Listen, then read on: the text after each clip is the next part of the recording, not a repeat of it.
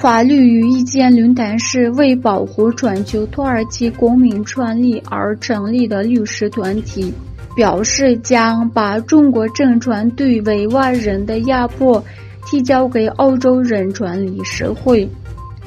律师埃米尔·阿克皮纳尔就此发表声明称，我们将把侵犯我们兄弟人权的行为带到国际舞台上。据悉，该论坛向联合国人权理事会提交的调查中国虐待维吾尔人的申请将于2023年2月17日至23日在人权理事会第31届会议上进行讨论。中国当局继续在东突厥斯坦实施所谓禁令政策，被关押在家里的维吾尔人得不到治疗，给东突厥斯坦人民造成了严重的灾难。在被封锁2个多月的东突厥斯坦，人民的粮食已经告罄，粮食援助的呼声越来越高。分享在中国社交媒体的许多视频已引发了强烈反响。在10月10日发布的一段47秒的视频中，一名被单独监禁的维吾尔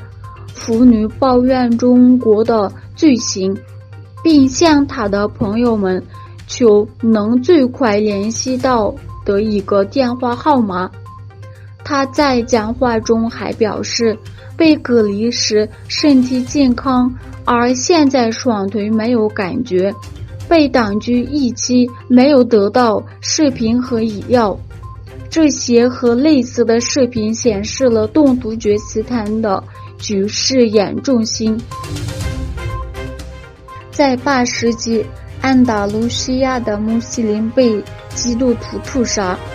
土耳其历史学家和作家贾巴尔·阿拉巴基说，东突厥斯坦即将成为第2个安达卢西亚。土耳其卡拉泰大学社会与人文科学学院讲师贾巴尔·阿拉巴基教授在智慧与科学学会做了题为“流血的伤口：东突厥斯坦”讲座。他说，伊斯兰世界有很多血腥的伤口，如果你从西伯利亚到南方，从西到东，你会看到我们的血液到处流淌。东突厥斯坦正在成为典型的安达卢西亚，星月蓝旗被试图在地球上消失。根据多家英国媒体报道，英国政府将在近日正式把中国定为对该国的威胁。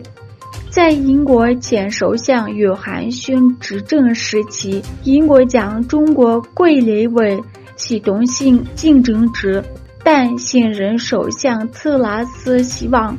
对北京采取更鹰派的立场，来为他岌岌可危的首相职位争取支持。将中国定位成威胁，也将使英国的对中立场趋近于其对俄罗斯的立场。他说，俄罗斯仍然是英国的最大威胁，而中国对我们的价值观和生活方式构成了更严重和长期的威胁。国际社会周参向莫斯科发出了明确的信息，宣布俄罗斯在乌克兰所谓的公投以及吞并乌克兰部分地区的企图，依照国际法是非法和无效的。联合国大会以143票对5票通过一项决议，谴责并拒绝接受俄罗斯吞并乌克兰领土的行为。与俄罗斯一起投反对票的国家是白俄罗斯、朝鲜、叙利亚和尼加拉瓜，弃权的国家包括中国和印度。白宫周三推出了一项拖延已久的国家安全战略。这份文件说，即使在俄罗斯入侵乌克兰之后，对于全球继续而言，中国是后果最为重大的挑战。文件还说，如果美国希望保持其在全球世界的影响力，它必须赢得与中国这个超级大国的经济准备竞赛。给文件概述美国将如何推进切身利益，并追求自由、开放、繁荣与安全的世界。